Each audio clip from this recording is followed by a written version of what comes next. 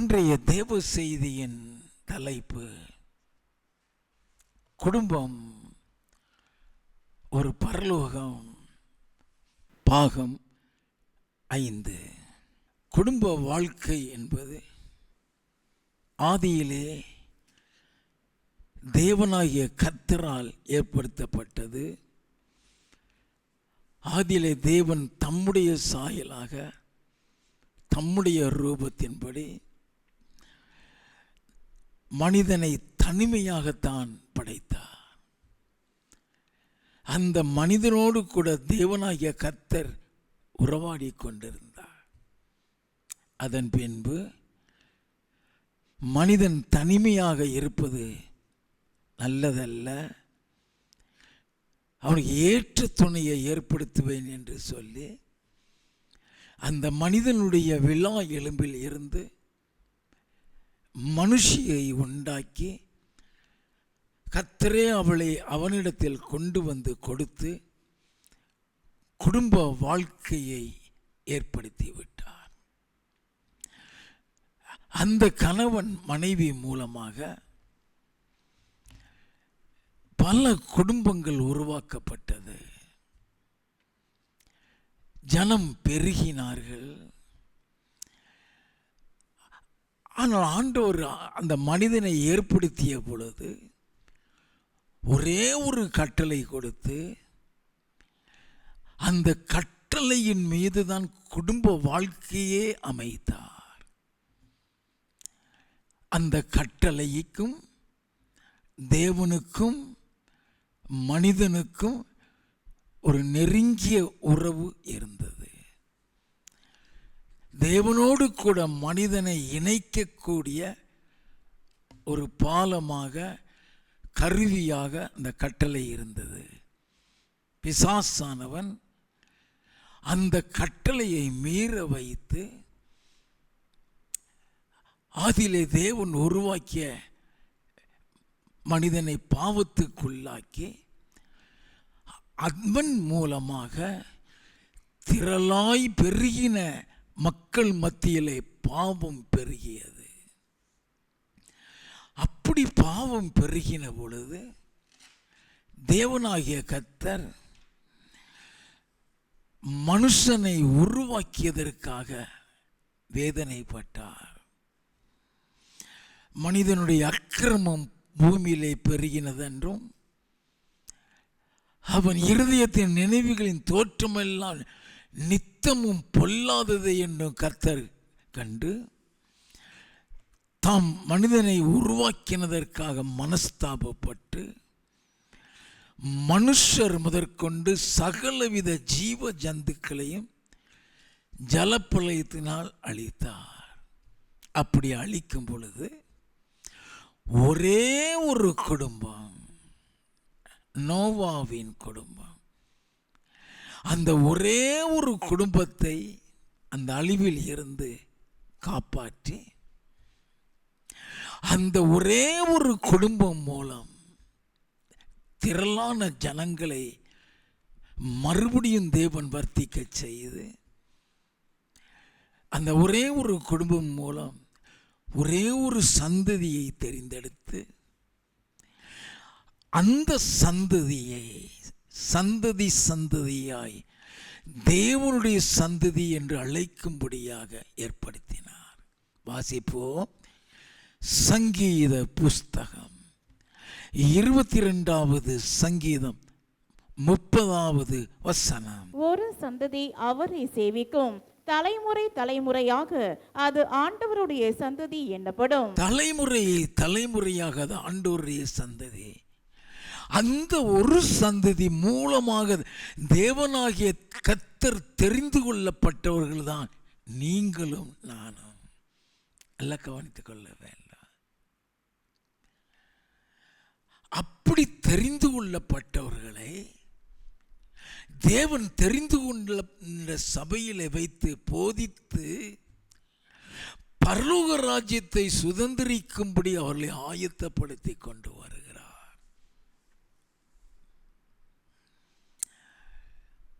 அவர் மனிதனோடு கூட வாசமாய் மறுபடியும் இருக்க அவனுக்கென்று ஒரு நகரத்தை உருவாக்கி அதில் அவர் வாசமாயிருந்து அந்த இடத்திலே அவனை கொண்டு வர வேண்டும் என்று அவர் விரும்பினார். அந்த நகரம் எப்படி இருக்கிறது என்பதை வாசிப்போம். வெளிப்படுத்தின விசேஷம் 21வது அதிகாரம் 1வது 2வது வசனங்கள். பின்பு நான் புதிய வானத்தையும் புதிய பூமியையும் கண்டேன். முந்தின வானமும் முந்தின பூமியும் ஒழிந்து போயின, சமுத்திரமும் இல்லாமற் போயிற்று. யோவானாகிய நான் புதிய எருசலேமாகிய பரிசுத்த நகரத்தை தேவனிடத்தில் நின்று பரலோகத்தை விட்டு இறங்கி வர கண்டேன்.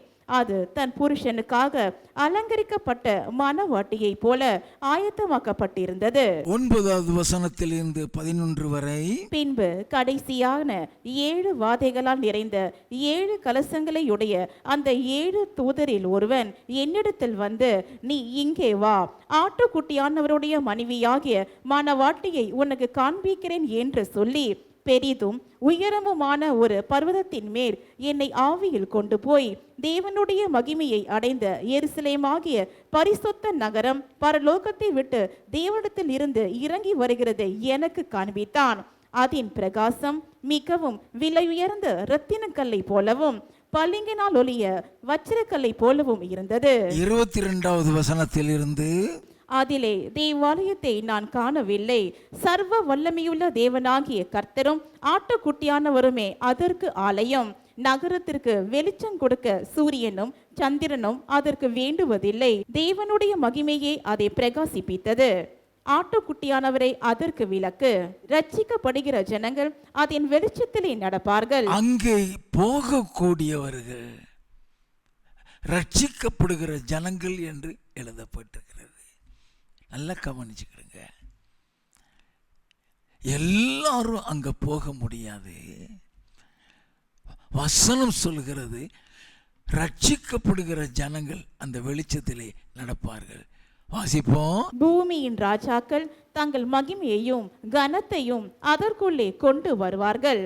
அங்கே ராக்காலம் இல்லாதபடியால் அதன் வாசல்கள் பகலில் அடைக்கப்படுவதே இல்லை. உலகத்தாருடைய மகிமையையும் கனத்தையும் அதற்குள்ளே கொண்டு வருவார்கள். தீட்டுள்ளதும் அருவருப்பையும் பொய்யையும் நடப்பிக்கிறதுமாகிய ஒன்றும் அதில் பிரவேசிப்பதில்லை. ஆட்டுக்குட்டியானவரின் ஜீவ புஸ்தகத்தில் எழுதப்பட்டவர்கள் மாத்திரம் அதில் பிரவேசிப்பார்கள். ரட்சிக்கப்பட்டவர்களும் ஆட்டுக்குட்டியானுடைய ஜீவ புஸ்தகத்தில் எழுதப்பட்டவர்களும் அங்கே வருவார்கள். நல்லா கவனிங்க. இன்றைக்கு நாம குடும்பமாய் பரலோகத்துக்கு செல்ல வேண்டுமானால் முழு குடும்பமும் ரட்சிக்கப்பட்டால் மாத்திரம்தான் அந்த பரலோகத்தை காண முடியும்.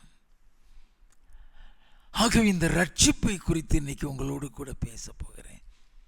இன்னைக்கு முக்கியமான பகுதிக்குள் போகின்றோம். தேவனுடைய ராஜ்யத்திற்குள் போகிறவர்கள் ரட்சிக்கப்பட்டவர்கள் மாத்திரம் போக முடியும் என்று எழுதப்பட்டிருக்கிறது. யார் ரட்சிக்கப்பட்டவர்கள்? இந்த ரட்சிப்பை குறித்து வேதம் என்ன சொல்லுகிறது? அதன்படி நாம் ரட்சிக்கப்பட்டிருக்கிறோமா? நாமளும் நம்முடைய குடும்பமும் போக முடியுமா? அதையெல்லாம் நம்ம கவனித்து பார்க்க வேண்டும். அப்போஸ்தலர் நடவடிக்கைகளின் புஸ்தகம் 16வது அதிகாரம் 25வது வசனத்தில் இருந்து வாசிப்போம். நடு ராத்திரியிலே பவுலும் சீலாவும் ஜெபம் பண்ணி தேவனை துதித்து பாடினார்கள். காவலில் வைக்கப்பட்டவர்கள் அதை கேட்டுக்கொண்டிருந்தார்கள். இந்த சம்பவம் சிறைச்சாலையிலே நடைபெறுகிறது. ஒரு குறி சொல்லுகிற ஆவியை பவுல் விரட்டினபடியினால் ஆக்ரோஷம் அடைந்த அந்த பொல்லாத ஆவி ஜனங்களை ஏவி விட்டு அவர்களை அடித்து சட்டையை கிழித்து அவருடைய கைக்கும் காலுக்கும் விலங்கு போட்டு தொழுமரத்திலே மாட்டி சிறைச்சாலையில் போட்டிருக்கிறாங்க. அந்த சிறைச்சாலையில் காலெல்லாம் தொழுமரம் மாட்டியிருக்கு, விலங்கு போடப்பட்டிருக்கிறது. அதில் ஆண்டவரை பாடி துதி செய்து கொண்டிருக்கிறார்கள். வாசிப்போம். சடுதியிலே சிறைச்சாலையின் அஸ்திபாரங்கள் அசையும்படியாக பூமி மிகவும் அதிர்ந்தது. உடனே கதவுகள் எல்லாம் திறவுண்டது, எல்லாருடைய கட்டுகளும் கடன்று போயிற்று. எல்லாருடைய கட்டுகளும் என்று சொல்லப்பட்டிருக்கிறது. பவுல் சீலாவுடைய கட்டு மட்டுமல்ல, அங்க இருந்த கைதிகள், குற்றம் செய்து தண்டிக்கப்பட்டவர்கள்,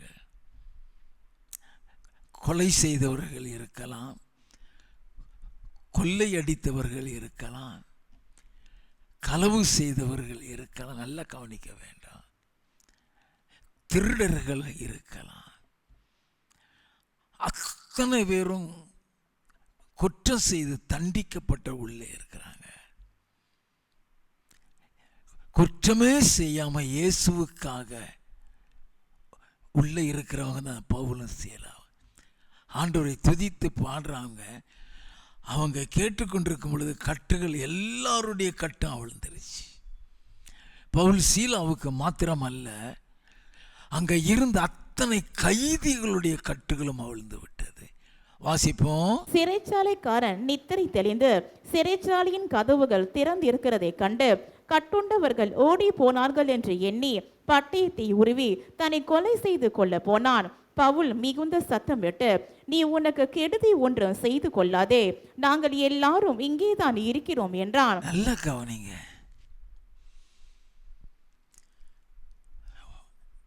அவங்க தப்பிச்சுட்டாங்கன்னா ராஜா இவனை காலி பண்ணிடுவான். இவன் திறந்து விட்டுட்டான்னு அர்த்தம். அதுக்கு ராஜாவால் கொலை செய்யப்படுறதுக்கு முன்னால் நம்மளை கொண்டுக்கிடுவோன்னு சொல்லி அவன் தன்னை தற்கொலை செய்து மாக்கி போகிற நேரத்தில் பவுல் கத்தி சத்தம் விடுறான், உனக்கு ஒரு சேதம் செஞ்சிடாத, நாங்கள் ஒருவர் கூட தப்பிச்சு போகலப்பா. ஓடி வந்து பார்க்குறான், எல்லா குற்றவாளிகளுடைய கைகளில் உள்ள சங்கிலி கலக்கப்பட்டிருக்கிறது, ஒருத்தன் கூட தப்பித்து போகவில்லை. அவனால் நம்ப முடியலை.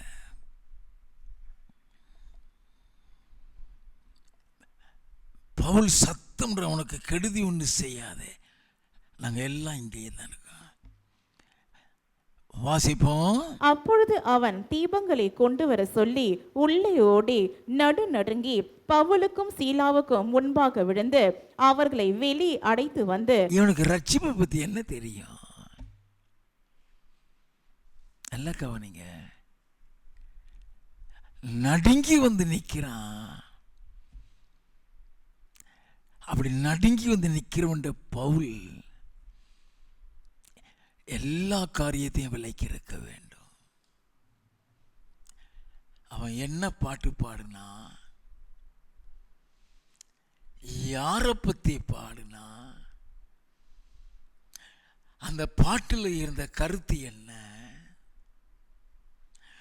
அந்த பாடலின் கருத்துக்கள் எப்படி இவர்களை தொட்டது, சகலத்தையும் சொல்லி இவங்க அத்தனை பேரும் ரட்சிக்கப்பட்டு விட்டது படியினால ஒருத்தன் கூட தப்பிக்கலப்பா. உடனே அவன் வந்து ஆண்டவன் மாதிரியே ரட்சிக்கப்படுவதற்கு நான் என்ன செய்ய வேண்டும்? அவனுக்கு ரட்சிப்பு நான் என்ன தெரியாது. நல்லா கவனிங்க. அவனுக்கு இயேசுவை பத்தியும் தெரியாது.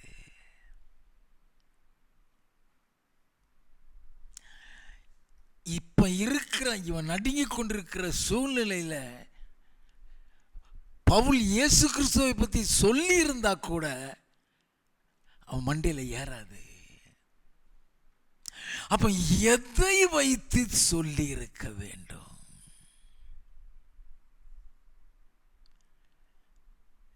அந்த திருடங்க அத்தனை பேரும் ஓடி போகலன்னு சொன்னா அவங்களுக்குள்ள ஏதோ ஒரு மனமாற்றம் ஏற்பட்டிருக்கிறது. நல்லா கவனிங்க. அந்த மனமாற்றத்துக்கு பேரு தான் ரட்சிப்பா.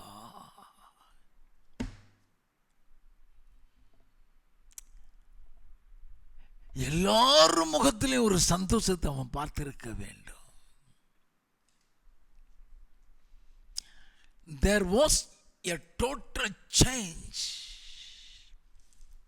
among the prisoners. சிறைச்சாலைக்காரனை இந்த ரட்சிப்புக்குள் கொண்டு வந்தது பவுல் சொன்ன விளக்கமாக இருந்திருக்க முடியாது. கொலை செஞ்சவன் இருந்திருப்பான், கொள்ளைக்காரன் இருந்திருப்பான், களவு செஞ்சவன் இருந்திருப்பான், ஒருத்தன் கூட தப்பில்ல. அவளுடைய மனமாற்றம் இவனுடைய மனசை மாற்றிவிட்டது. நல்லா கவனிக்க. அதுதான் சாட்சி. அதுதான் சாட்சி. Looking at the life of others and repent for their sin is called salvation. வாசிப்போம். அதற்கு அவர்கள், கர்த்தராகிய இயேசு கிறிஸ்துவை விசுவாசி, அப்பொழுது நீயும் உன் வீட்டாரும் ரட்சிக்கப்படுவீர்கள் என்று சொல்லி. கர்த்தராகிய இயேசு கிறிஸ்துவை விசுவாசி, அப்போ நீ ரட்சிக்கப்படுவேன்னு சொல்லல. அவன் குடும்பத்தை பத்தி நான் கேட்கல. ஆண்டவன் மாரே, நான் ரட்சிக்கப்பட என்ன செய்ய வேண்டும்?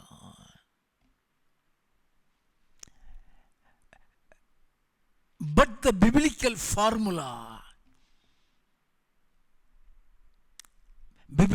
formulaவே கர்த்தராகிய இயேசு கிறிஸ்துவை விசுவாசி, நீயும் உன் வீட்டாரும் ரட்சிக்கப்படுவீர்கள். நீ மட்டும் ரட்சிக்கப்படுவீர்கள் சொல்லி இல்ல. நல்லா கவனிங்க. ஒரு முக்கியமான பகுதிக்குள்ள இன்னைக்கு நம்ம போகிறோம். சால்வேஷன்ங்கிறது உங்களோடு நிற்கக்கூடியது அல்ல. ஒரே ஒரு மனிதனுடைய ரட்சிப்புல கர்த்தர் சந்தோஷப்படுகிறவர் அல்ல. பரலோகம் நிறைய வேண்டும். பிசாசு ஆண்டவரோட போட்டி போட்டு கொண்டிருக்கிறான், நரகத்தை நிரப்புவேன்னு சொல்லி. அப்ப பரலோக நிறுவன குடும்பமாக ரட்சிக்கப்பட வேண்டும்.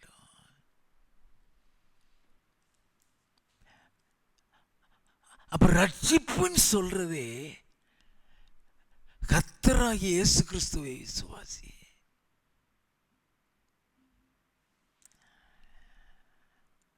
அப்படி நீயும் உன் வீட்டார் ரட்சிக்கப்படுவீங்களா?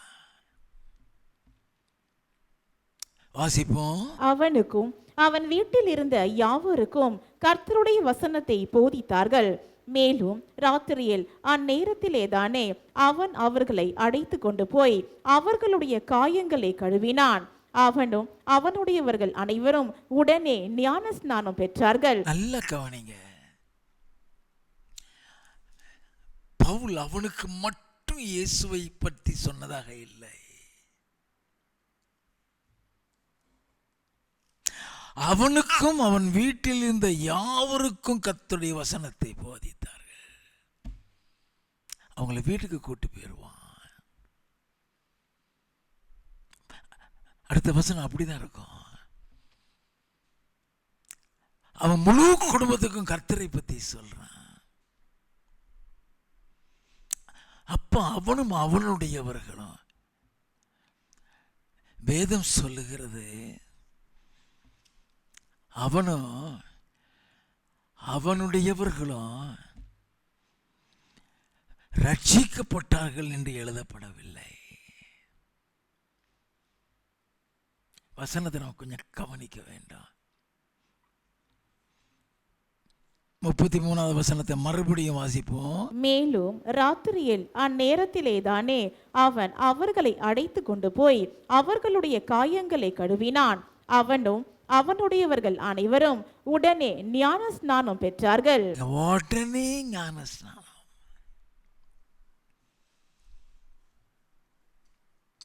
ஐயா, ஜெயில வச்சு பிரசங்கம் பண்றான், அதனுடைய தொடர்ச்சி வீட்டில் நடக்குது. முழு குடும்பம் உடனே immediately they were baptized.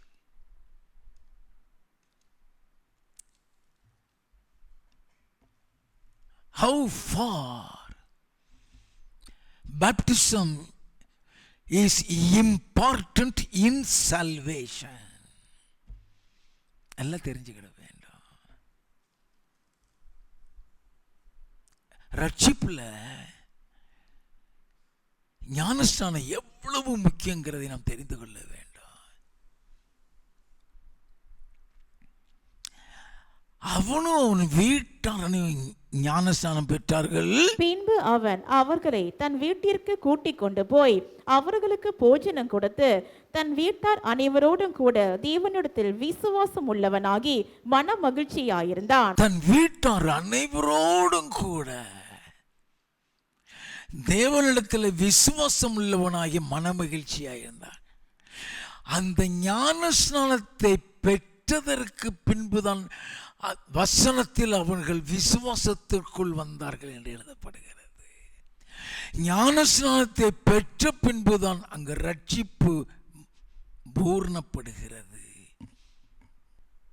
ஞானஸ்நானம் எடுத்தாலும் உடனே சொல்லப்பட்டிருக்கிறது.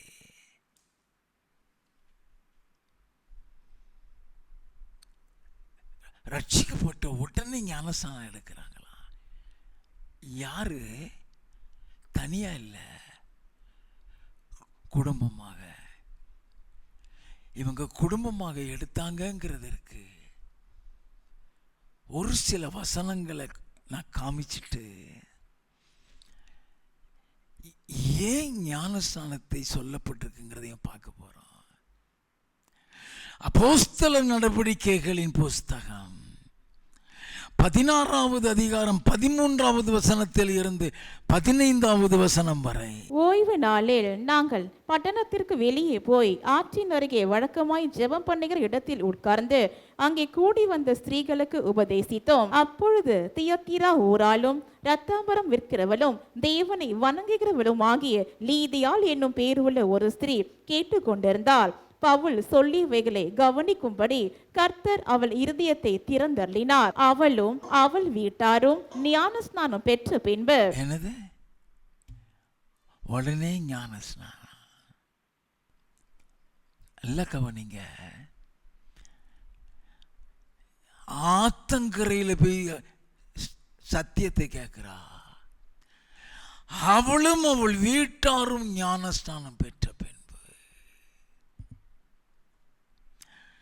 அப்போஸ்தல நடவடிக்கைகளின் புஸ்தகம் 18வது அதிகாரம் 8வது வசனம். ஜெப ஆலய தலைவன் ஆகிய கிறிஸ்பு என்பவன் தன் வீட்டார் அனைவரோடும் கர்த்தரிடத்தில் விசுவாசம் உள்ளவனானான். கொரிந்தியரில் அநேகரும் சுவிசேஷத்தை கேட்டு விசுவாசித்து ஞானஸ்நானம் பெற்றார்கள். அவனோடு கூட சேர்ந்து கொரிந்தியரில் அநேகரும் விசுவாசித்து ஞானஸ்நானம் பெற்றார்கள்.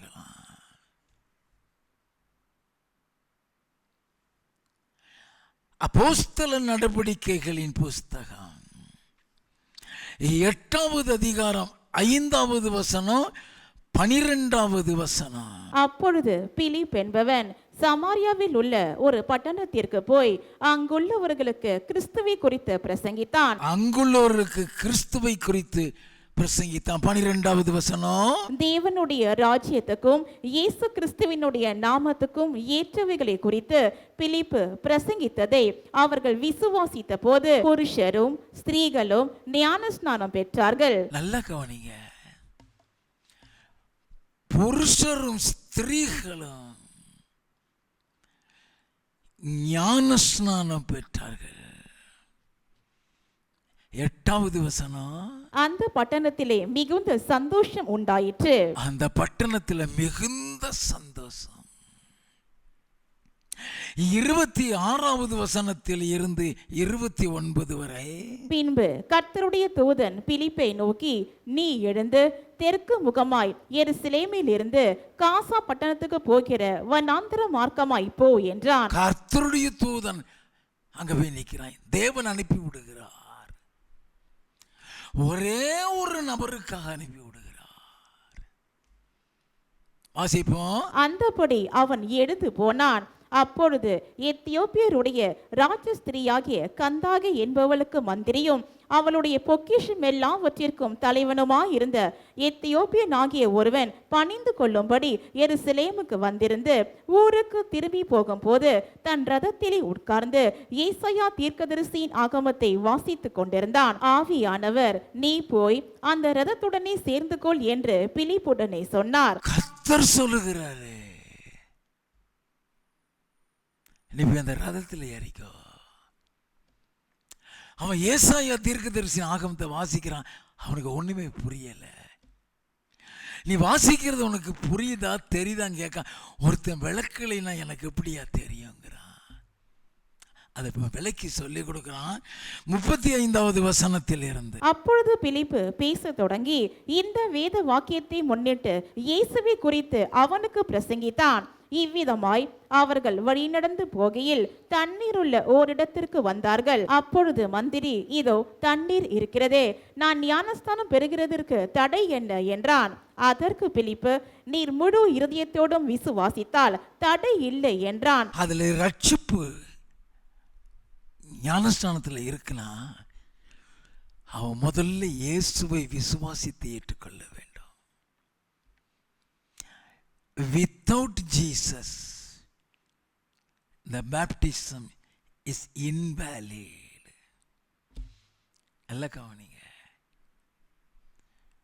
Without Jesus, the baptism is invalid. நீ முழு இருதயத்தோடும் விசுவாசித்தா எடுக்கலாங்க. வாசிப்போம். அப்பொழுது அவன், இயேசு கிறிஸ்துவை தேவனுடைய குமாரன் என்று விசுவாசிக்கிறேன் என்று சொல்லி ரதத்தை நிறுத்த சொன்னான். அப்பொழுது பிலிப்பும் மந்திரியும் ஆகிய இருவரும் தண்ணீரில் இறங்கினார்கள். பிலிப்பு அவனுக்கு ஞானஸ்தானம் கொடுத்தான். அவன் வீட்டுக்கு கூட போகலைங்க. ஆந்த வேலை கொடுத்துட்டாங்க. பல வருஷத்துக்கு முன்பு நான் ஒவ்வொரு சனிக்கிழமையும் ஒரு குறிப்பிட்ட ஒரு வீட்டில் போய் வீட்டு கூட்டத்தில் பிரசங்கம் பண்ணுவேன். அந்த அந்த வீட்டில் உள்ள ஒரு ஊழியக்காரர் அவர் வீட்டில் ஊழியம் நடத்துகிறார். ஒவ்வொரு சனிக்கிழமையும் நான் போய் அங்கே பிரசங்கம் பண்ணுவேன். நல்லா கவனிங்க. அப்போ இந்த இயேசுவை பற்றியும் ஞானஸ்தானத்தை பற்றியும் சொல்லியிருக்கிறேன். பல வாரங்கள் சொல்லியிருக்கிறேன். ஒரு குறிப்பிட்ட வாரம் ஒரு வாலிப பெண்ணின் இடத்துல வந்தா, பிரதர் நான் ஞானஸ்தானம் எடுக்கணும்னு விரும்புகிறேன். அடுத்த ஞாயிற்றுக்கிழமை ஞானஸ்தானம் எடுத்துருவேன். நெக்ஸ்ட் சண்டே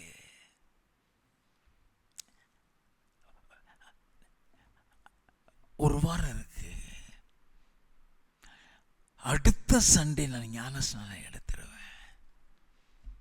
நான் பிரசங்கம் பண்ணது சனிக்கிழமை. அவ அடுத்த ஞாயிற்றுக்கிழமை எடுத்திருக்கலாம். அவ அடுத்த ஞாயிற்றுக்கிழமை எடுப்பேன்னு சொன்னா நானும் சரிமான்னு சொல்லிட்டு போயிட்டேன்.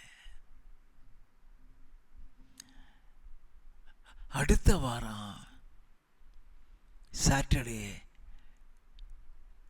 எனக்கு ஒரு ஃபோன் கால் வருது. அந்த பிள்ளை ஆஸ்பத்திரியில் அட்மிட் ஆகியிருக்கிறா. ரொம்ப சீரியஸாக இருக்குது. நாங்கள் என்னன்னு தெரியாது. அவங்க எனக்கு சபை கிடையாது, சுவிசேஷகன் தான். ஓடி போன அந்த ஆஸ்பத்திரிக்கு அந்த பிள்ளையை பார்த்தேன்.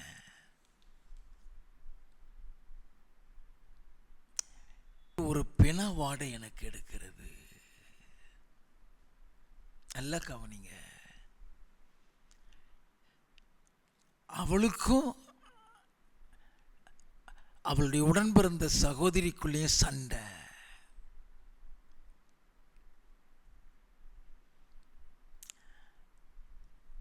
அந்த சண்டையில் கோபத்தில் இவ மண்ணை தான் மேலே ஊத்திட்டா. இந்த ஏன் மண்ணெண்ணி மட்டும் ஊத்துற, தீப்பொடியும் தர்றேன் கொளுத்திக்கொண்டாவா. இவ கொளுத்துன்னு நினச்சி கொளுத்தல, சும்மா தட்டி கம்பன் தட்டினா அது அதை பட்டு தீ பிடிச்சி அந்த குச்சி உடஞ்சி அவன் மேலே பட்டுருச்சு, மேலே பட்டு எரிஞ்சிருச்சு. ஆஸ்பத்திரியில் அட்மிட் ஆகிருக்கிறாங்க, மரித்து போனார். நான் சொல்லிட்டு வந்துட்டேன் என் கூட வந்தவங்கிட்ட, பிழைக்க மாட்டா, இந்த வாடை வந்து விட்டது. அன்னைக்கு சாயந்தரமே மறிச்சிட்டா, ஞானஸ்நானம் எடுக்கலை. நான் நினைக்கிறேன் ஒருவேளை அந்த ஞானஸ்நானம் போஸ்ட்போன் பண்ணக்கூடாதுங்கிறதுக்காக தான் வேதத்தில் டக்கு டக்கு டக்குன்னு எடுக்கிறாங்க போல் இருக்கிறது.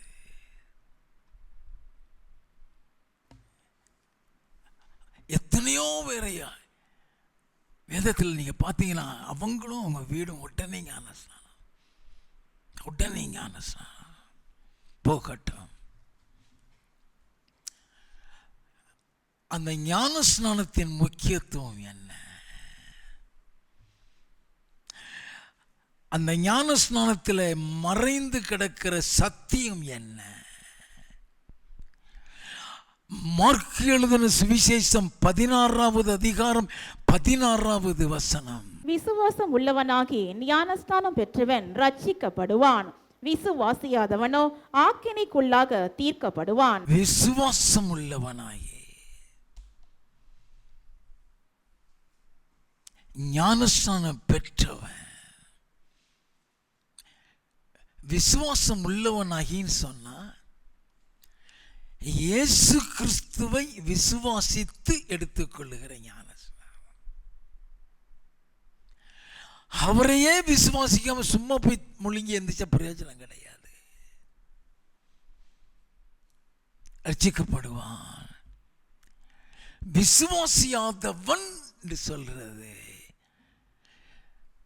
இயேசுவாக இருந்தாலும் சரி அல்லது ஞானஸ்நானமாக இருந்தாலும் சரி, விசுவாசிக்காதவன் ஆக்கினைக்குள்ளாக தீர்க்கப்படுவான். அப்போ அந்த ரட்சிப்பு அந்த ஞானஸ்நானத்தில் இருக்கிறது. மத்தேயு எழுதின சுவிசேஷம் 28வது அதிகாரம் 19வது வசனம். ஆகையால் நீங்கள் புறப்பட்டு போய் சகல ஜாதிகளையும் சீஷராக்கி பிதா குமாரன் பரிசுத்த ஆவியின் நாமத்திலே அவர்களுக்கு ஞானஸ்தானம் கொடுத்து, நான் உங்களுக்கு கட்டளையிட்ட யாவையும் அவர்கள் கைக்கொள்ளும்படி அவர்களுக்கு உபதேசம் பண்ணுங்கள். ஆண்டவர் சொல்றாரு, நீங்கள் புறப்பட்டு போய் சகல ஜாதிகளையும் சீஷராக்கி. சீஷத்துவமே அந்த ஞானஸ்தானத்தில் தான் மறைந்து கிடக்குது. Not only salvation but also discipleship.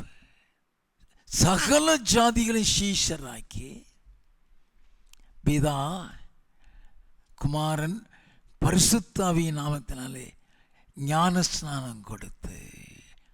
அப்போ உன் பிரசங்கம் ஞானஸ்நானத்தோடு இருக்க வேண்டும் என்ற அர்த்தம். அப்போஸ்தல நடவடிக்கைகள் 2வது அதிகாரத்தில் இவங்க பரிசுத்த ஆவியின் அபிஷேகத்தை பெற்று அந்த நேரத்தில் அப்போஸ்தலனாகிய பேதுரு எழுந்து நின்று அவர்களுக்கு இயேசு கிறிஸ்துவை குறித்து பிரசங்கிக்கிறான். அந்த பிரசங்கத்தில் அவன் ஞானஸ்நானத்தை சொல்லி இருக்க வேண்டும்.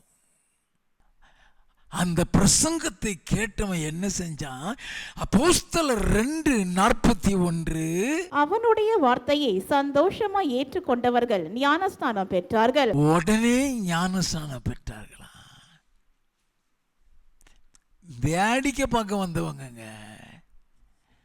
அது என்ன சத்தம்?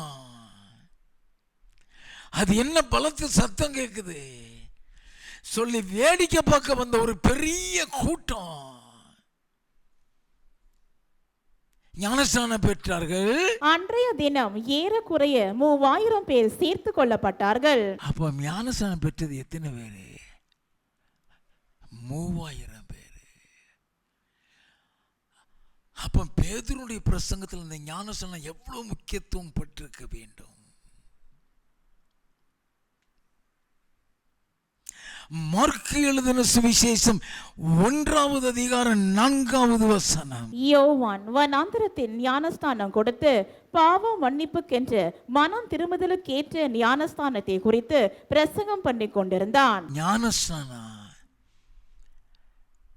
மனம் திரும்புதலின் ஒரு அடையாளம். ஞானஸ்நானம் பாவத்தை மன்னிக்கிறதற்குண்டான ஒரு அடையாளம். யோவான் ஞானஸ்நானம் கொடுத்தான் பாவ மன்னிப்புக்கு என்று. அவனிடத்தில் இயேசு வந்து ஞானஸ்நானம் பெற்றார். பாவமே இல்லாதவர், மனம் திரும்பவே அவசியம் இல்லாதவர். அப்ப அவர் ஏன் எடுக்க வேண்டும்? அவர் எடுத்த நோக்கம் என்ன? மத்தேயு எழுதின சுவிசேஷம் 3:13-17 வரை. அப்பொழுது யோவானால் ஞானஸ்தானம் பெறுவதற்கு இயேசு கலிலேயாவை விட்டு யோர்தானுக்கு அருகே அவனிடத்தில் வந்தார். யோவான் அவருக்கு தடை செய்து, நான் உம்மாலே ஞானஸ்தானம் பெற வேண்டியதாயிருக்க நீர் என்னிடத்தில் வரலாமா என்றான். ஆண்டவரே, நீர் ஞானஸ்நானம் எடுக்கலாமா? இது நீர் எடுக்க வேண்டிய அவசியம் இல்லையா ஆண்டவரே? நல்ல கவனிங்க.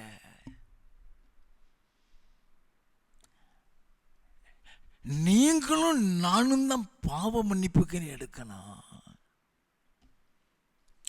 நீங்களும் நானும் தான் மனம் திரும்புறதுக்காக எடுக்கணும். நீங்களும் நானும் தான் ரட்சிப்பின் அடையாளமாக அதை எடுக்கணும். நீங்களும் நானும் தான் புதிய ஜீவனம் பண்ணுகிறதற்காக அதை எடுக்கணும். அவருக்கு இதுக்கு சம்பந்தம் இல்லை. அப்ப அவர் எதுக்காக எடுக்கிறாரா? அவரே சொல்றார், வாசிப்போம். இயேசு அவனுக்கு பிரதியுத்தரமாக, இப்பொழுது இடங்கொடு, இப்படி எல்லா நீதியையும் நிறைவேற்றுவது நமக்கு ஏற்றதா இருக்கிறது என்றார். அதுல நீதி இருக்கிறது, ரைட்டியஸ்னஸ். அதுல நீதி இருக்கிறது. அது பிதாவுடைய கட்டளை. அது பிதாவுடைய கட்டளை. அந்த நீதியை நிறைவேற்ற அவர் எடுக்கிறாரு. நல்லா தெரிந்து கொள்ள வேண்டும். வாசிப்போம். அப்பொழுது அவருக்கு இடம் கொடுத்தான். இயேசு ஞானஸ்தானம் பெற்று ஜலத்தில் இருந்து கரை ஏறின உடனே இதோ வானம் அவருக்கு திறக்கப்பட்டது. தேவ ஆவி புறாவை போல இறங்கி தம்மேல் வருகிறதை கண்டார். ஞானஸ்தானம் எடுத்ததுக்கு அப்புறம் தான் உனக்கு பரலோகம் திறக்கப்படும். நல்ல கவனிங்க. பிதாட்ட இருந்து இந்த உலகத்துக்கு வந்துட்டாரு. இப்ப அவர் மாம்சத்தில் இருக்காரு. அவர் மரித்து உயிர்த்தெழ போகிறாரு. மரியா வந்து அவர் காலத்தோட போவா, என்னை தொடாத, நான் இன்னும் பிதாவினிடத்தில் ஏறி போகலன்னு சொல்லுவாரு. கவனிக்கணும். அப்ப அங்க போகணும்னா இந்த ஞானஸ்நானம் எடுக்கணும்.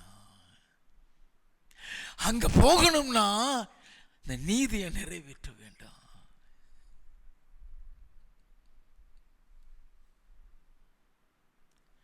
இப்போ அவருக்கு பரலோகம் திறந்துருச்சுது. பரிசுத்த ஆவி ரூபம் கொண்டு அவர் மேல வந்து இறங்கிருச்சுது. வாசிப்போம். அன்றியும் வானத்தில் இருந்து ஒரு சத்தம் உண்டாகி, இவர் என்னுடைய நேசகுமாரன், இவரில் பிரியமா இருக்கிறேன் என்று உரைத்தது. இவர் என்னுடைய நேசகுமாரன், இவரில் பிரியமா இருக்கிறேன்.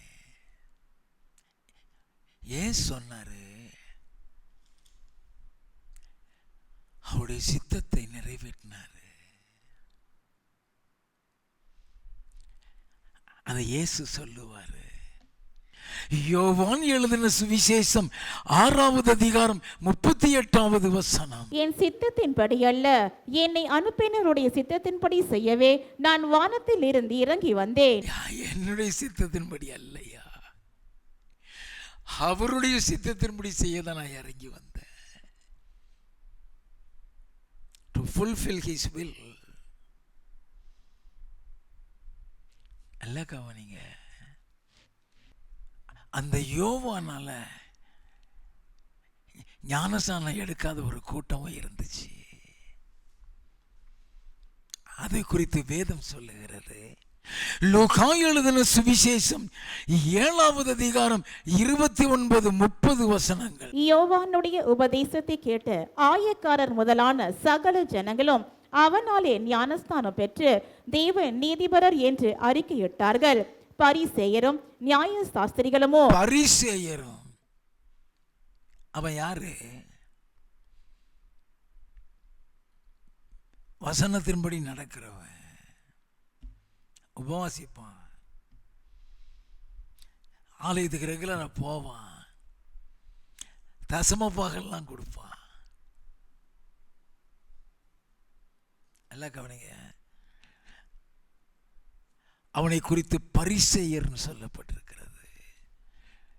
வாசிப்போம். அவனாலே ஞானஸ்தானம் பெறாமல் தங்களுக்கு கேடுண்டாக நியாய சாஸ்திரிகள் வேற, நியாயத்தை தெரிஞ்சவனுங்க பேசுறவனுங்க. அந்த வசனத்தை நம்ம கவனிக்கணும். வேதம் சொல்லுகிறது, பரிசேயரும் நியாய சாஸ்திரிகளுமோ வென்றால் அவனாலே ஞானஸ்நானம் பெறாமல் தங்களுக்கு கேடு உண்டாக தேவனுடைய ஆலோசனையை தள்ளிவிட்டார்கள். தேவனுடைய ஆலோசனையை தள்ளி. யார் இந்த பரிசேயன்? அவனை பத்தி தெரியாதுல்ல. லூக்கா எழுதின சுவிசேஷம் 18வது அதிகாரம் 11வது வசனம். பரிசேயன் என்று தேவனே, நான் பரிகாரர், அநியாயக்காரர், விபச்சாரக்காரர் ஆகிய மற்ற மனுஷரை போலவும் இந்த ஆயக்காரனை போலவும் இராததனால் உம்மை ஸ்தோத்திரிக்கிறேன். வாரத்தில் 2 தரம் உபவாசிக்கிறேன். என் சம்பாத்தியத்தில் எல்லாம் தசம பாகம் செலுத்தி வருகிறேன். என் சம்பாத்தியில் எல்லாம் தசமப்பாக செலுத்தி. அவன் தான் பரிசேயன். அவன் தான் ஞானஸ்நானம் எடுக்கல. நல்ல கவனிங்க. அவங்க பரிசேய எல்லாம் செய்கிறவங்க, உபாசிக்கிறவங்க, தசமபாக செலுத்துறவங்க. நீங்களும் நானும்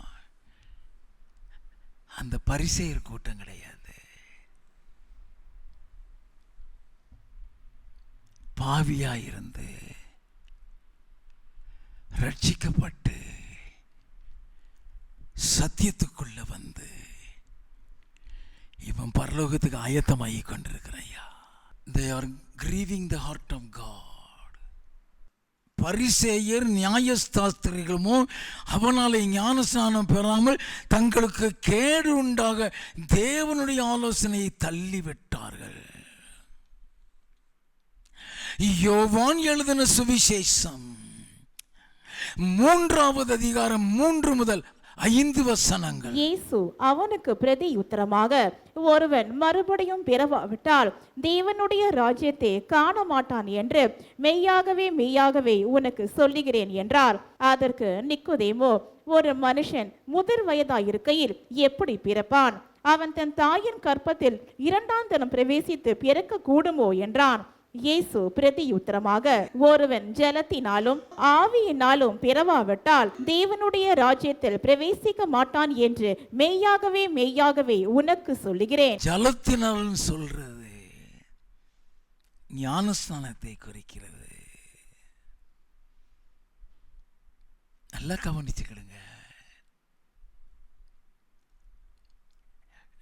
அது எப்படி மறுபடியும் பிறக்கிறதுங்கிறதையும் எடுப்பேன். என் இயேசு சொன்னார், ஐயா, அவன் ஜலத்தினாலும் ஆவியினாலும் பிறவாவிட்டார் அது மறுபடியும் பிறக்கிறதா? எப்படி மறுபடியும் பிறக்கிறது? ரோமரின் புஸ்தகம் 6வது அதிகாரம் 4வது 5வது வசனங்கள். மேலும் பிதாவின் மகிமையினாலே கிறிஸ்து மரித்தோரிலிருந்து எழுப்பப்பட்டது போல நாமும் புதிதான ஜீவன் உள்ளவர்களாய் நடந்து கொள்ளும் படிக்கு அவருடைய மரணத்திற்குள்ளாக்கும் ஞான ஸ்நானத்தினாலே கிறிஸ்துவுடனே கூட அடக்கம் பண்ணப்பட்டோம். எதுக்காக கிறிஸ்து அடக்கம் பண்ணப்பட்டாரு? நம்முடைய பாவத்துக்காக தான்.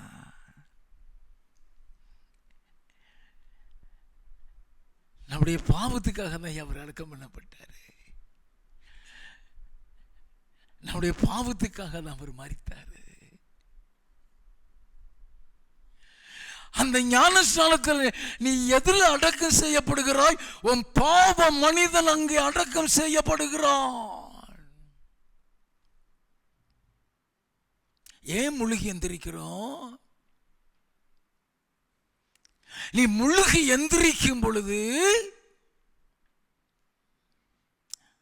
உன்னுடைய பாவ மனுஷன் அங்கே அடக்கம் செய்யப்பட்டு புதிதான ஜீவன் உள்ளவர்களாய் எழுந்திருக்கிறீங்க.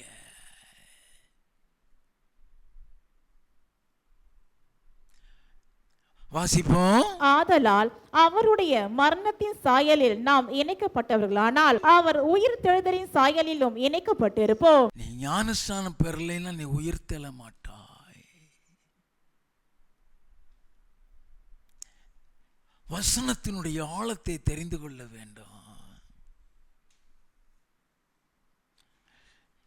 ஞானஸ்நானம் எடுக்கலைன்னா நீ உயிர் தெழ மாட்டாய்.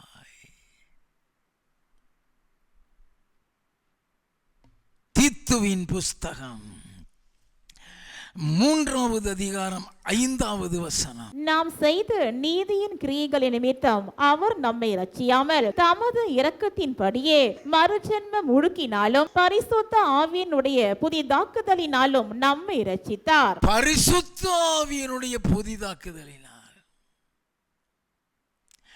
ஜலத்தினாலும் ஆவியினாலும் பிறக்காவிட்டால் சொன்னாரே, அந்த ஆவின்னு சொல்றது பரிசுத்த ஆவியை குறிக்கிறது. நல்லா கவனிங்க. அதனால தான் நீ ரட்சிக்கப்பட்ட உடனே ஆவியினால் பிறக்கிறதுன்னு சொன்னேனே, அது அபிஷேகத்தை குறிக்குதுன்னு நினைச்சிடாதீங்க. பரிசுத்த ஆவியை குறிக்கிறதுன்னு சொன்னேன். எப்படி? எபேசியரின் புஸ்தகம் 1வது அதிகாரம் 13வது வசனம். நீங்களும் உங்கள் ரட்சிப்பின் சுவிசேஷமாகிய சத்திய வசனத்தை கேட்டு விசுவாசிகளான போது வாக்குத்தத்தம் பண்ணப்பட்ட பரிசுத்த ஆவியால் அவருக்குள் முத்திரை போடப்பட்டீர்கள். வாக்குத்தத்தம் பண்ணப்பட்ட பரிசுத்த ஆவியால் அவருக்குள் முத்திரை போடப்பட்ட. அடிக்கடி சொல்லுவேன், ரட்சிக்கப்படும் பொழுது இயேசு கிறிஸ்து தனியாக உள்ள வர மாட்டாரு, ஆவியானவரோட அது முத்திரையாக கொடுக்கப்படுகிறது. இந்த பரிசுத்த ஆவியானவருடைய முத்திரை எதற்கு? எபேசியரின் புஸ்தகம் 4வது அதிகாரம் 30வது வசனம். அன்றையும் நீங்கள் மீட்கப்படும் நாளுக்கென்று முத்திரையாக பெற்று தேவனுடைய பரிசுத்த ஆவியை துக்கப்படுத்தாதிருங்கள். மீட்கப்படுகிற நாளுக்காக அது முத்திரையாக கொடுக்கப்படுகிறது. இந்த முத்திரைக்கும் அபிஷேகத்துக்கும் உள்ள வித்தியாசத்தை தெரிந்து கொள்ள வேண்டும். எப்படி ஒரு டாக்குமெண்ட் ரெஜிஸ்டர் ஆஃபீஸில் போய் நீ ஒரு டாக்குமெண்ட் ரெஜிஸ்டர் பண்ற, ரெஜிஸ்ட்ராரே கையெழுத்து அதில் போட்டா கூட முத்திரை போடலைன்னு அது செல்லாது. முத்திரை போடலைன்னு செல்லாதையா. அந்த முத்திரை தான் ரட்சிப்பின் அடையாளமாக இருக்கும். நல்லா கவனிச்சுக்கிடுங்க. மறுபடியும் தீத்து 3:5 வாசிப்போம். நாம் செய்த நீதியின் கிரியைகளின் நிமித்தம் அவர் நம்மை ரட்சியாமல் தமது இரக்கத்தின்படியே மறுஜென்ம முழுக்கினாலும் பரிசுத்த ஆவியினுடைய புதிதாக்குதலினாலும் நம்மை ரட்சித்தார். பரிசுத்த ஆவியினுடைய புதிதாக்குதல். அப்ப மறுஜென்ம முழுக்குங்கிறது ஞானஸ்நானத்தை குறிக்கிறது. அது எடுக்கலைன்னா ரட்சிப்பு இல்லை. கலாத்தியரின் புஸ்தகம் 3வது அதிகாரம் 26வது 27வது வசனம். நீங்கள் எல்லாரும் கிறிஸ்து இயேசுவை பற்றும் விசுவாசத்தினால் தேவனுடைய புத்திரராய் இருக்கிறீர்களே. ஏனெனில் உங்களில் கிறிஸ்துவுக்குள்ளாக ஞானஸ்தானம் பெற்றவர்கள் எத்தனை பேரோ அத்தனை பேரும் கிறிஸ்துவை தரித்து கொண்டீர்களே. இந்த ஞானஸ்நானம் எடுத்ததுக்கு அப்புறம் தான் நீ கிறிஸ்துவை தரித்து கொள்ளுகிறாய். பியூட்டிஃபுல்லாக சொல்லிக் கொடுக்கிறாரு. கொலோசியரின் புஸ்தகம் 2வது அதிகாரம் 12வது வசனம். ஞானஸ்தானத்திலே அவரோடு கூட அடக்கம் பண்ணப்பட்டவர்களாகவும் அதிலே அவரை மரித்தோரிலிருந்து எழுப்பின தேவனுடைய செயலின் மேலுள்ள விசுவாசத்தினாலே அவரோடு கூட எழுந்தவர்களாகவும் இருக்கிறீர்கள். அப்போ நம்ம அந்த ஞானஸ்நானத்தில் தான் நம்ம பாவ சரீரம் அடக்கம் செய்யப்படுது. அந்த ஞானஸ்நானத்தில் தான் அவருடைய வருகையில் நம்ம உயிர் தெள்ள முடியும். 1 பேதுருவின் புஸ்தகம் 3வது அதிகாரம் 21வது வசனம். அதற்கு ஒப்பனையான ஞானஸ்நானமானது மாம்ச அழுக்கை நீக்குதலாயிராமல் தேவனை பற்றும் நல்மன சாட்சியின் உடன்படிக்கையாயிருந்து இப்பொழுது நம்மையும் இயேசு கிறிஸ்துவினுடைய உயிர் தெழுதினால் ரட்சிக்கிறது. நல்ல கவனிங்க. அந்த ஞானஸ்நானம் தான் அவருடைய உயிர்த்தெழுதலில் நம்மை ரட்சிக்கக்கூடியது. அது நல் மனசாட்சியின் உடன்படிக்கை. It's a covenant with God. Good conscience of covenant with God. தேவனோடு பண்ணுகிற உடன்படிக்கை போகட்டும். அப்போஸ்தலர் நடவடிக்கைகளின் புஸ்தகம் 10வது அதிகாரம் 1 முதல் 6 வசனங்கள். இத்தாலியா பட்டாளம் எண்ணப்பட்ட பட்டாளத்திலே 100க்கு அதிபதியாகிய கொர்நேலியு என்னும் பேர் கொண்ட ஒரு மனுஷன் செசரியா பட்டணத்திலே இருந்தான். அவன் தேவ பக்தி உள்ளவனும் தன் வீட்டார் அனைவரோடும் தேவனுக்கு பயந்தவனுமாயிருந்து ஜனங்களுக்கு மிகுந்த தருமங்களை செய்து எப்பொழுதும் தேவனை நோக்கி ஜெபம் பண்ணி கொண்டிருந்தான். எப்பொழுதும் தேவனை நோக்கி ஜெபம் பண்ணி கொண்டிருந்தவன். வாசிப்போம். பகலில் ஏறக்குறைய 9ஆம் மணி நேரத்திலே தேவனுடைய தூதன் தன்னிடத்தில் வரவும் கொர்நேலியுவே என்று அழைக்கவும் பிரத்யட்சமாய் தரிசனம் கண்டு அவனை உற்று பார்த்து பயந்து ஆண்டவரே என்ன என்றான். அப்பொழுது அவன் உன் ஜெபங்களும் உன் தர்மங்களும் தேவனுக்கு நினைப்பூட்டுதலாக அவர் சந்நிதியில் வந்தெட்டி இருக்கிறது. நல்ல கவனிங்க. உன் ஜெபம் மேல வந்துருச்சுப்பா. உன் தான தர்மம் மேல வந்துருச்சுதுப்பா. நீ வர முடியாது. கவனிக்க. தெய்வ பக்தி உள்ளவன், தேவனுக்கு பயந்தவன், வீட்டாரோடு தேவனுக்கு பயந்தவன் தான தர்மம் பண்றவன், எப்போதும் ஜெபம் பண்ணுகிறவன் ரட்சிப்பு கிடையாது. இயேசு தெரியாது. வாசிப்போம். இப்பொழுது நீ யோப்பா பட்டணத்திற்கு மனுஷரை அனுப்பி பேதுரு என்று மறுபேர் கொண்ட சீமோனை அழைப்பி, அவன் தோல் பதனிடுகிறவனாகிய சீமோன் என்னும் ஒருவனிடத்திலே தங்கி இருக்கிறான். அவனுடைய வீடு கடலோரத்தில் இருக்கிறது. நீ செய்ய வேண்டியதை அவன் உனக்கு சொல்லுவான் என்றான். நீ செய்ய வேண்டியதை அவன் உனக்கு சொல்லுவான். இந்த தெய்வ பக்தி உள்ளவனுக்கு, இந்த ஜெபிக்கிறவனுக்கு, இந்த தான தர்மம் பண்றவனுக்கு, கர்த்தருக்கு பயந்தவனுக்கு நீ செய்ய வேண்டியதை அவன் சொல்லுவான். எதை சொல்லுவானா? அப்போஸ்தலர் 11வது அதிகாரம் 14வது வசனம். நீயும் உன் வீட்டார் அனைவரும் ரட்சிக்கப்படுவதற்கு ஏதுவான வார்த்தைகளை அவன் உனக்கு சொல்லுவான் என்று. நீயும் உன் வீட்டார் அனைவரும் ரட்சிக்கப்படுவதற்கு ஏதுவான வார்த்தைகளை உனக்கு சொல்லுவான். அல்ல கவனிங்க, அவன் வீட்டார் அனைவரோட தான் தெய்வ பக்தி உள்ளவன், ஆனால் ரட்சிப்பு இல்லை. ஜெபம் பண்றவன் ரட்சிப்பு இல்லை. அப்போஸ்தலர் 10:43-44. அவரை விசுவாசிக்கிறவன் எவனோ அவன் அவருடைய நாமத்தினாலே பாவ மன்னிப்பை பெறுவான் என்று தீர்க்கதரிசிகள் எல்லாரும் அவரை குறித்தே சாட்சி கொடுக்கிறார்கள் என்றான். இந்த வார்த்தைகளை பேதுரு பேசிக் கொண்டிருக்கையில் வசனத்தை கேட்டவர்கள் யாவர் மேலும் பரிசுத்த ஆவியானவர் இறங்கினார். வசனத்தை கேட்கும் பொழுதே பரிசுத்த ஆவியானவர் இறங்குறாரு.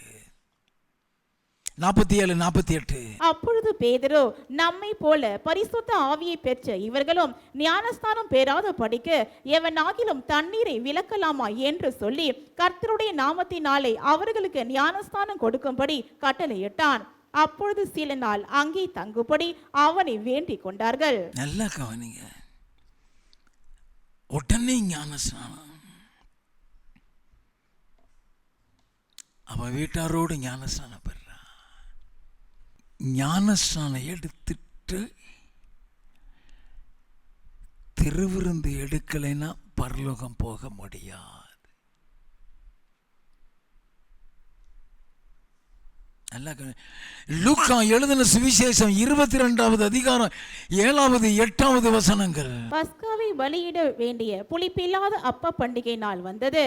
அப்பொழுது அவர் பேதுருவையும் யோவானையும் அழைத்து, நான் பஸ்காவை புசிக்கும்படிக்கு நீங்கள் போய் அதை நமக்கு ஆயத்தம் பண்ணுங்கள் என்றார். அவர்கள் போய் தங்களிடத்தில் அவர் சொன்னபடியே கண்டு பஸ்காவை ஆயத்தம் பண்ணினார்கள். வேலை வந்த போது அவரும் அவருடனே கூட 12 அப்போஸ்தலரும் பந்தி இருந்தார்கள். அப்பொழுது அவர் அவர்களை நோக்கி, நான் பாடுபடுகிறதற்கு முன்னே உங்களுடனே கூட இந்த பஸ்காவை புசிக்க மிகவும் ஆசையாயிருந்தேன். இயேசு சொல்லுகிறார், ஐயா, இந்த பஸ்காவை புசிக்க ஆசையாயிருந்தேன். ஆண்டவர் சொல்லுகிறார், ஆசையாயிருந்தேன். 19வது வசனத்திலிருந்து, பின்பு அவர் அப்பத்தை எடுத்து ஸ்தோத்திரம் பண்ணி அதை பிட்டு அவர்களுக்கு கொடுத்து, இது உங்களுக்காக கொடுக்கப்படுகிற என்னுடைய சரீரமாயிருக்கிறது, என்னை நினைவு கூறும்படி இதை செய்யுங்கள் என்றார். போஜனம் பண்ணின பின்பு அவர் அந்தபடியே பாத்திரத்தையும் கொடுத்து, இந்த பாத்திரம் உங்களுக்காக சிந்தப்படுகிற என்னுடைய இரத்தத்தினால் ஆகிய புதிய உடன்படிக்கையா இருக்கிறது என்றார். மரிக்கிறதற்கு முன்னாலே அவருடைய சரீரத்தையும் ரத்தத்தையும் குறித்த உபதேசத்தை சொல்லிக் கொடுக்கிறாரு. அது பழைய ஏற்பாட்டின் பஸ்கா ஆசரிப்பின் தொடர்ச்சி. அன்றைக்கும் ஆட்டுக்குட்டியின் ரத்தத்தினால தான் மீட்கப்பட்டாங்க. அந்த பஸ்கா ஆசரிப்பு இயேசு சிலுவையில் அறையப்படுகிறதோடு முடிகிறது. அதற்கப்புறம் இயேசு கிறிஸ்துனுடைய சரீரமும் ரத்தமும் தான். ஏன் இந்த பஸ்காவை ஆசரித்தார்கள்? இப்பொழுது ஏன் அவருடைய சரீரத்தையும் ரத்தத்தையும் பானம் பண்ணி புசிக்க வேண்டும்? யோவான் எழுதின சுவிசேஷம் 6வது அதிகாரம் 53வது வசனத்தில் இருந்து, அதற்கு இயேசு அவர்களை நோக்கி, நீங்கள் மனுஷகுமாரனுடைய மாம்சத்தை புசியாமலும் அவருடைய இரத்தத்தை பானம் பண்ணாமலும் இருந்தால் உங்களுக்குள்ளே ஜீவன் இல்லை என்று மெய்யாகவே மெய்யாகவே உங்களுக்கு சொல்லுகிறேன். நல்லா கவனிங்க, உங்களுக்குள்ள ஜீவன் இல்லை. நானே வழியும் சத்தியம் ஜீவனுமாக இருக்கிறேன், என்னால் இல்லாமல் ஒருவனும் பிதாவினத்தை போக மாட்டான்னு சொன்னாரே, அந்த ஜீவன் இல்லைன்னு அர்த்தம். வாசிப்போம். என் மாம்சத்தை புசித்து என் இரத்தத்தை பானம் பண்ணுகிறவனுக்கு நித்திய ஜீவன் உண்டு, நான் அவனை கடைசி நாளில் எழுப்புவேன். எப்படி ஞானஸ்நானத்தில் நீ கடைசி நாளில் உயிரோடு எந்திரிக்கையோ, இந்த திருவிருந்தில் பங்கு பெற்றாத உன்னை எழுப்புவார். வாசிப்போம். என் மாம்சம் மெய்யான போஜனமாயிருக்கிறது, என் இரத்தம் மெய்யான பானமாயிருக்கிறது. என் மாம்சத்தை புசித்து என் இரத்தத்தை பானம் பண்ணுகிறவன் என்னிலே நிலைத்திருக்கிறான், நானும் அவனிலே நிலைத்திருக்கிறேன். ஜீவன் உள்ள பிதா என்னை அனுப்பினது போலவும், நான் பிதாவினால் பிழைத்திருக்கிறது போலவும் என்னை புசிக்கிறவனும் என்னாலே பிழைப்பான். நல்லா கவனிங்க. அதை புசித்தாதான் அவன் என்னிலே நிலைத்திருக்கிறான், நானும் அவனிலே நிலைத்திருக்கிறேன் சொன்னால் அதில் பங்கு பெற்றாதான் நீ ரட்சிக்கப்பட்டேன்னு அர்த்தம். எப்படி ஞானஸ்நான ரட்சிப்புக்கு ஒரு அடையாளமாக இருக்கிறதோ, திருவிருந்து ரட்சிப்புக்கு ஒரு முக்கியமானது. அல்லேலூயா.